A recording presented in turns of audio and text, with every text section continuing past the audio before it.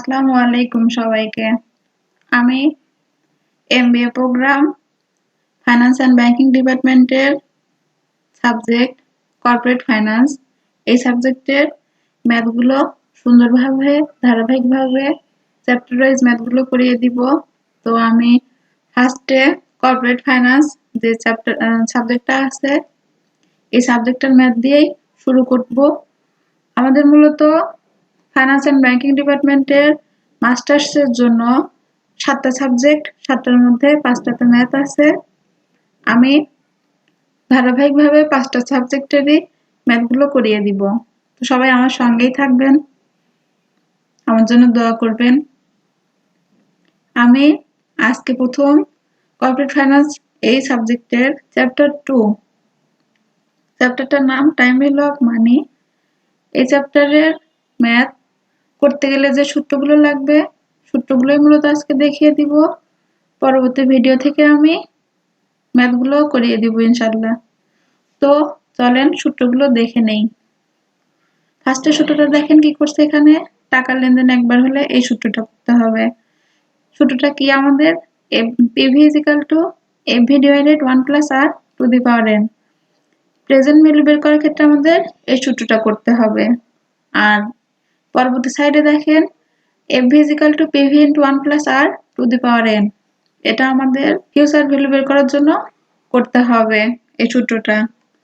এর পরবর্তী সূত্রটা দেখেন কি করছি, কিস্তির বর্তমান মূল্য।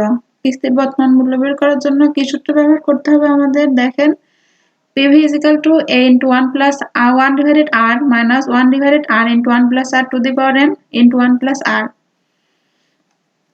আর পরবর্তী সূত্র দেখেন বর্তমানের সাথে কিস্তির ভবিষ্যৎ মূল্য। এই সূত্রটা কি হবে, FV = A × 1 + R to the power n - 1 / R। EIR এর সূত্রটা দেখেন কি করছি, EIR অর্থাৎ ইফেক্টিভ ইন্টারেস্ট রেট। এর সূত্র কি 1 + R to the power n - 1 × 100। আর যদি কোশ্চেনে m এর মান দেওয়া থাকে অর্থাৎ ডে অফ ম্যাচুরিটি, তখন আমাদের সূত্রটা দেখেন কিভাবে হবে 1 + R/m to the power n × m - 1 × 100 করতে হবে। ফিউচার এখানে দেখেন প্রেজেন্ট ভ্যালু, এর সূত্র কি হবে A/R। অ্যানুইটি আর রেট অফ ইন্টারেস্ট কিংবা রেট অফ রিটার্ন। এরপরের সূত্রটা দেখেন কি করছি, কিস্তির অংশের সুদের হার চাইলে IRR নিয়োগ করতে হবে।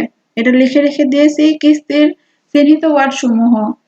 কোশ্চেন এটা কিস্তি কিনা এটা কিভাবে বুঝবো, এই জন্য বেশ কিছু ওয়ার্ড আছে, এগুলো থাকলে আমরা ধরে নিব যে কোশ্চেনটায় আমাদের কিস্তি বের করতে বলছে। তো দেখেন কি কি লেখা থাকতে পারে, accumulated sinking fund, annuity, equal amount, every is, a year, a month, per year, per month, per week, ordinary annuity, annuity due, instalment, এগুলো থাকতে হবে। তার পরবর্তী দেখেন কি লিখছি, কিস্তির ওয়ার্ড না থাকলে সিঙ্গেল সূত্র। কিস্তির ওয়ার্ড অর্থাৎ এই ওয়ার্ডগুলো যদি কোশ্চেনের কোথাও না থাকে তখন আমরা সিঙ্গেল সূত্র কোনটা, এই যে দেখেন এই সূত্রটা ধরে আমরা ম্যাথটা করে নিব। এটা এখানে লিখে রেখে দিয়েছি। এখানে দেখেন পিভি কিংবা ডিসকাউন্ট ভ্যালু চাইতে পারে কোশ্চেনে। যদি ডিসকাউন্ট ভ্যালু চাই তখন আমরা বুঝে নিব পিভি বলছে।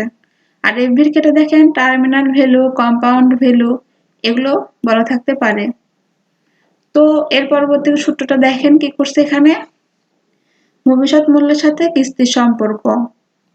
কিস্তি যদি বছরের শুরুতে প্রদান করা হয় তবে একটা সূত্র হবে। সূত্রটা কি ছিল দেখেন, FV = A/R × 1 + R to the power n - 1 × 1 + R। আর যদি m থাকে কোশ্চেনে, যদি m এর মান দেওয়া থাকে তখন কি করতে হবে আমাদের, প্রত্যেকটা r এর নিচে m দিতে হবে। ওইটাই দেখেন এখানে করছি, FV = A/R / m × 1 + R / m × n × m - 1। আর এখানে দেখেন ব্র্যাকেট ক্লোজ করার পর আবার নতুন করে ব্র্যাকেট দিয়ে 1 + R / m করছি। তো এর পরবর্তী সূত্রটা দেখেন, কিস্তি যদি বছরের শেষে প্রদান করা হয় তখন আমরা কি করব, এটা কিন্তু বছরের শুরুতে ছিল আর এটা আমাদের বছরের শেষের জন্য। FV is equal to A divided R into 1 plus R to the power n minus 1 হবে। সেম সূত্র যদি m এর মান দেওয়া থাকে তখন আমরা কি করব, FV is equal to A into R, A divided R divided m into 1 plus R divided m to the power n into m minus 1 এটা করব। এখানে পরবর্তী সূত্র দেখেন, বর্তমান মূল্যের সাথে কিস্তির সম্পর্ক। তখন কি করব, PV is equal to A into 1 plus R, PV is equal to A into 1 divided R minus 1 divided R into 1 plus R to the power n এটা করব। আর পরবর্তী সূত্রটা দেখেন, যখন m এর মান দেওয়া থাকবে সেম সূত্রটাই তখন কিভাবে করতে হবে দেখে নেওয়া যাক। FV is equal to A into 1 plus R divided m into n minus n into m minus 1 divided R divided m into 1 plus R divided m করব। PV এর ক্ষেত্রে 1 plus R শেষে হবে কিনা, অর্থাৎ প্রেজেন্ট ভ্যালুর ক্ষেত্রে 1 plus R টা আমরা শেষে ব্যবহার করব কি না, এটা এখানে দেখেন কিভাবে লিখে রেখে দিয়েছি। যদি কিস্তি শুরুতে প্রদান করা হয় তবে হবে, যদি আমরা বছরের শুরুতে কিস্তিটা প্রদান করে থাকি তখন 1 plus R টা লাস্টে দিতে হবে, আর যদি শেষে প্রদান করি তখন হবে না। তো এই ছিল আমার chapter 2 time value of money. এই চ্যাপ্টারের সূত্রগুলো আমি পরবর্তী ভিডিও থেকে এই চ্যাপ্টারের ম্যাথগুলো করিয়ে দিব। তো ততক্ষণ পর্যন্ত সবাই ভালো থাকবেন। আজকের মতো এই পর্যন্তই। আল্লাহ হাফেজ।